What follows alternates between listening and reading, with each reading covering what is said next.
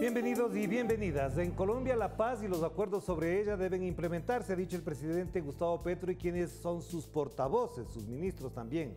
La pregunta es cómo, si antes se intentó de muchos modos. Claro, la diferencia es que ahora el primer mandatario es una figura política distinta a todas las anteriores en el mismo cargo. Y siempre cabe la pregunta, ¿cuánto costará la paz en Colombia? No me refiero a lo económico, sino a todo el peso político, histórico, cultural, social que esto implica. De esto queremos conversar con la senadora colombiana Isabel Zuleta, a quien le damos siempre la más cordial bienvenida. Isabel, qué gusto tenerte por acá. ¿Cómo estás? Muchas gracias por la invitación de nuevo. Qué gusto estar de nuevo con ustedes, ya ahora en este papel de senadora y además de líder social y ambiental. Claro que sí, felicitaciones por ese trabajo, por el esfuerzo y por supuesto el reconocimiento que eso implica, además de lo que tienen por delante, mucho por hacer. Isabel, hablando de la paz, ¿cómo es posible pensar en la paz en estos momentos? ¿Hasta dónde lo que ocurre en Colombia con el nuevo gobierno, con los nuevos mandatarios, con un nuevo poder legislativo, puede garantizar o crear las condiciones para efectivamente consolidar la paz en Colombia?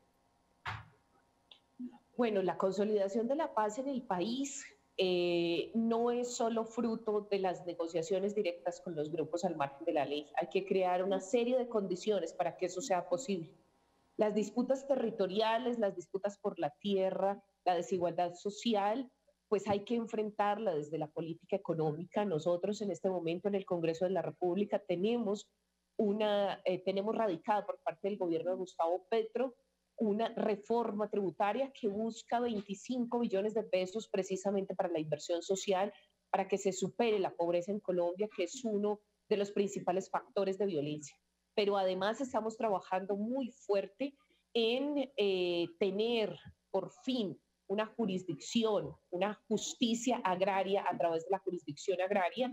Esto es un proyecto de ley que viene por iniciativa del equipo programático desde la campaña trabajando en ello, pero además acaba de salir una sentencia sobre baldíos que también le indica al Congreso de la República y al gobierno, al nuevo gobierno, que hay que legislar sobre esa materia.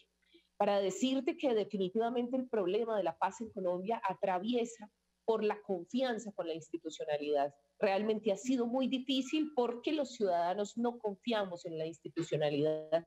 Esa desconfianza tiene toda una razón histórica, la represión, tener un Estado que ha estado en contra de la ciudadanía hace parte de lo que tenemos que cambiar. No es fácil porque pues tenemos una fiscalía, tenemos una procuraduría que no cambió con el nuevo gobierno, son organismos de control que se quedarán con nosotros 2 años completamente deslegitimados, pero además unos medios de comunicación en Colombia que realmente son un factor que ha promovido más la violencia que la paz.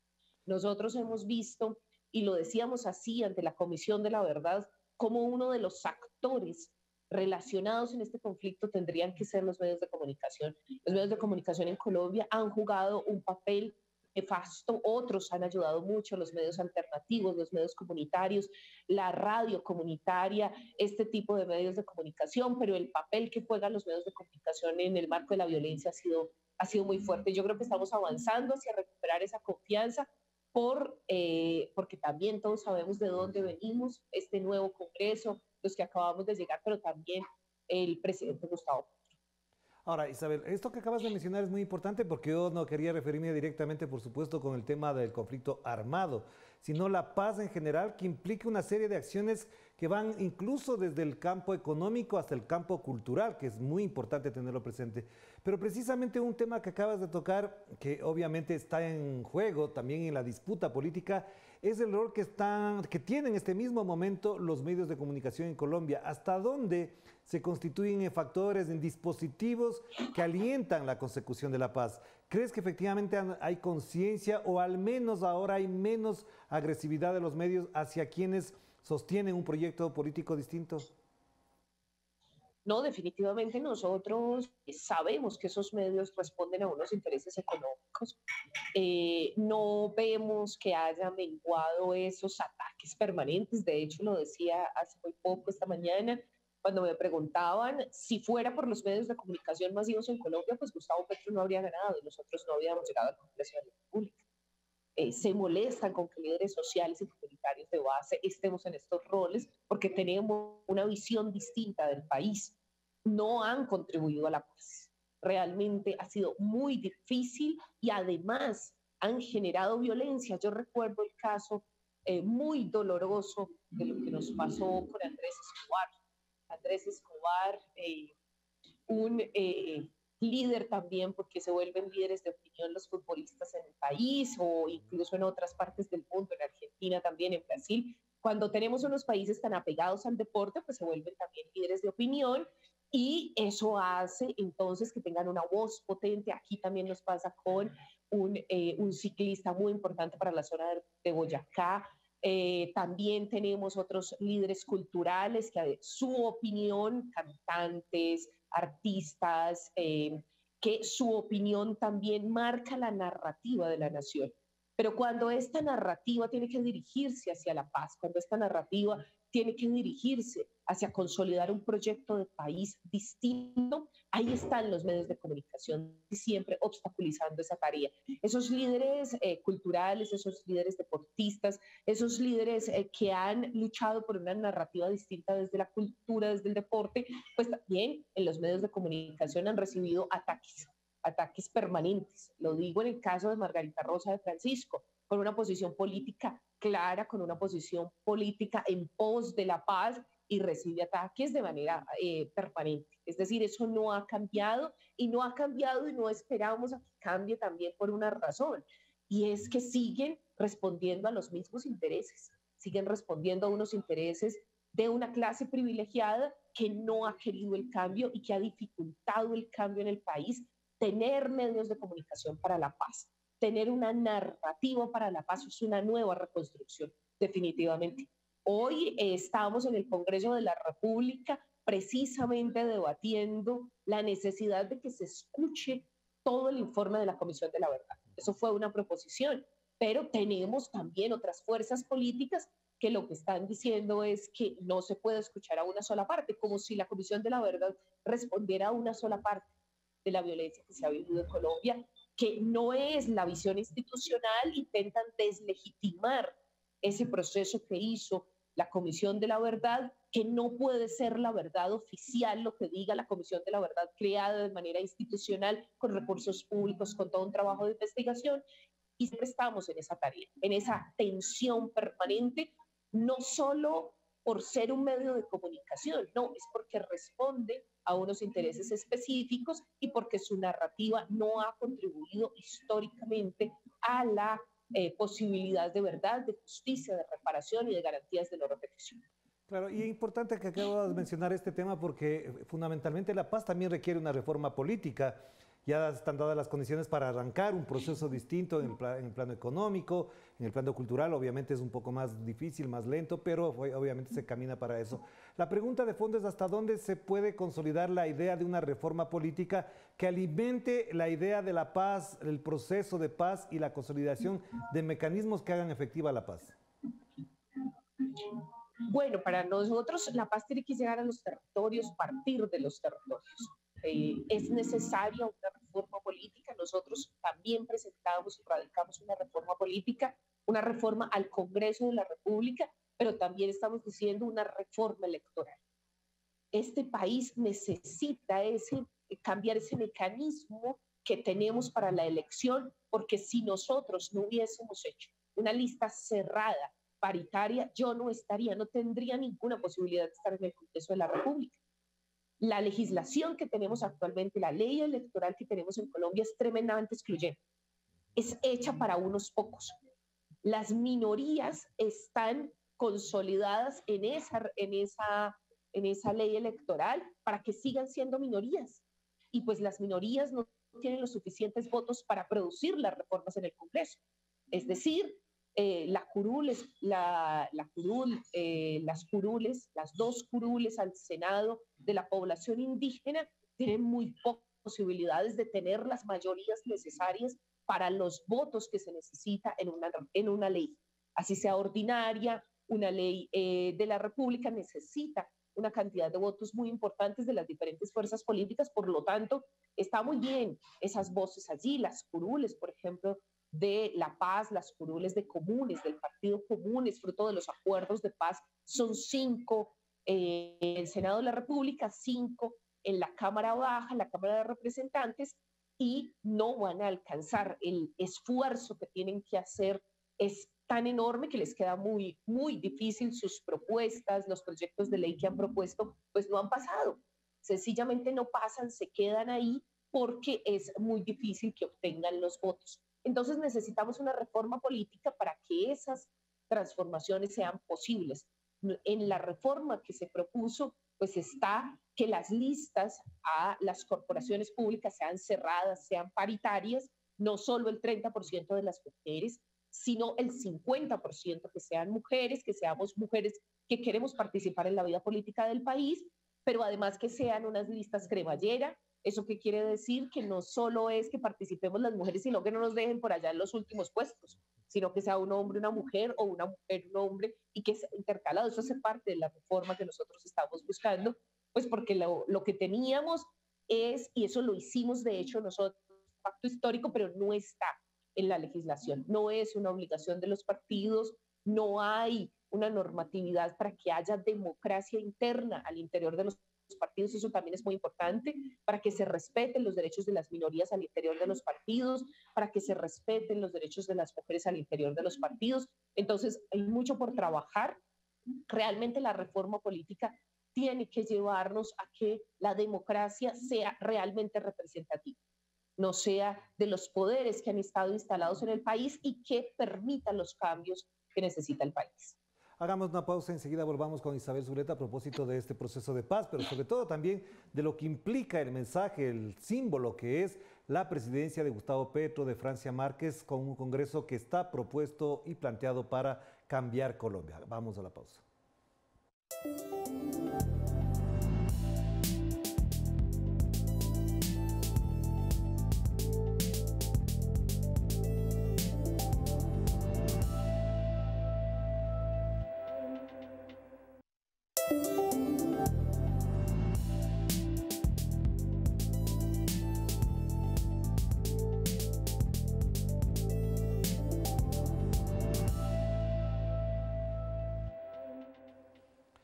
Estamos de vuelta aquí en Enclave Política y seguimos conversando con la senadora colombiana Isabel Zuleta. Isabel, a propósito de lo que ocurre en Colombia, evidentemente hay una enorme expectativa por fuera de este país. Hay atención sobre cada paso que da el presidente Gustavo Petro, de lo que hace, no hace. Francia Márquez, como nunca antes, ahora todos los días se habla de lo que dicen los mandatarios.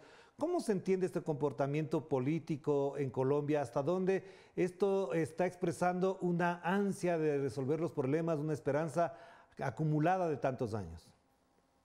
Bueno, realmente estamos sometidos a una, ¿cómo decirlo?, a una euforia colectiva. Nosotros estamos también haciendo parte de esa euforia, de esas ganas de cambio, un poco con la angustia de que todos queremos que los cambios sean muy rápidos y no funcionan así. Entonces toda la gente, bueno, cuando ya se aprueba una ley, no, el procedimiento para aprobar las leyes en Colombia es largo, es dispendioso. Entonces, a veces lo que nos ha faltado también en Colombia es mucha pedagogía sobre los procedimientos, y hay todo este ánimo colectivo del cambio, pero no se entiende esos procedimientos para el cambio. Uno se demora explicándolo. Yo misma he tenido que hacer un curso rápido para entender esos procedimientos, porque no se entiende cómo así que ya radicamos el proyecto del campesinado como sujeto de derechos, y bueno, cuando está ya aprobado, cuando se está aplicando, todos esos procedimientos, esas ganas de cambio, de esa euforia, lo que hacen es que nos tienen en presión permanente. Apenas llevamos una semana y media del nuevo gobierno, creo, no mucho. Yo llevo un mes de ser congresista y bueno, todo el mundo ya está esperando que los cambios estén en la calle, estén en la vida cotidiana, y eso también genera una dificultad para nosotros porque estamos sometidos a esa efervescencia de la necesidad de cambio que es maravillosa para un país, pero también se contrarresta con la lentitud de los procesos en el Estado, con la lentitud de los procesos en las instituciones, con cómo se hacen las leyes en el país, los procedimientos, cómo buscamos los votos, las coaliciones, los debates, las distintas comisiones por las que tiene que pasar el debate. En este caso, la comisión tercera y cuarta que se reúnen el día de hoy de manera conjunta para iniciar con el mensaje de urgencia que el presidente de la República la discusión sobre la reforma tributaria, pero aún cuando es mensaje de urgencia, sesiones conjuntas de las comisiones de la Cámara de Representantes y del Senado, pues hay un proceso y eso se demora un tiempo mientras hay que dar todos los debates, hacer las proposiciones, los cambios que sean necesarios. Entonces estamos en esa doble vía de la euforia colectiva, pero también de la expectativa y de la presión sobre unos cambios que se van a demorar mucho tiempo, que no van a ser inmediatos, pero que tenemos toda la esperanza y la actitud para que se den. Y no quiero dejar de lado, por supuesto, este mensaje claro, contundente de iniciar los diálogos en La Habana con el Ejército de Liberación Nacional. Ha ido una gran delegación hacia allá, han empezado los contactos, se ha desautorizado las órdenes de captura ya, se han dado por suspendidas las órdenes de captura. ¿Cómo se recibe esto? ¿Hasta dónde esto contribuye efectivamente a consolidar la paz? Y por otro lado, ¿cómo también se percibe la reacción de los grupos armados? Bueno, es un mensaje que nos llena de alegría, realmente. Para nosotros, desde el principio, recuerdo mucho cuando Gustavo Petro estuvo acompañándome en el lanzamiento de mi campaña en la ciudad de Medellín, lo que decía es, en 3 meses tiene que haber avances contundentes. Nos dio 3 meses. Si llegamos a la presidencia de la República, en 3 meses, avances contundentes en el proceso de negociación con el ELN. Y esa meta que es muy ambiciosa para lo que hemos vivido en Colombia, que es una meta realmente que nos pone a todos a trabajar en pos de ese objetivo. Ha sido muy bien recibida en los territorios donde tiene presencia, la gente tiene mucha ilusión, sobre todo porque no se habían logrado esos avances, esa visita a La Habana, ese mensaje contundente del presidente de la República que llena de confianza a los territorios, no solo a los grupos armados, y nosotros desde el Congreso de la República en sesiones conjuntas de la Comisión de Derechos Humanos y la Comisión de Paz, sesiones que están yendo a los territorios, ya se hizo una visita. No es un diálogo solo entre el gobierno y el grupo al margen de la ley, no, es un diálogo también con la ciudadanía. Y para eso estamos haciendo los diálogos regionales. Es decir, al mismo tiempo que en La Habana hay unas conversaciones en los territorios para que la gente por fin exprese qué significa el diálogo con un actor armado para la sociedad civil, para los territorios. Nosotros necesitamos que la sociedad civil hable porque no se nos ha dejado hablar sobre los procesos de negociación, pero también sobre lo que está sucediendo en los territorios, cómo se reciben esos procesos de negociación. Ha sido muy difícil que se escuche a la ciudadanía, primero porque la ciudadanía necesita un ambiente de confianza para hablar de estos temas. Nosotros necesitamos ese ambiente de confianza.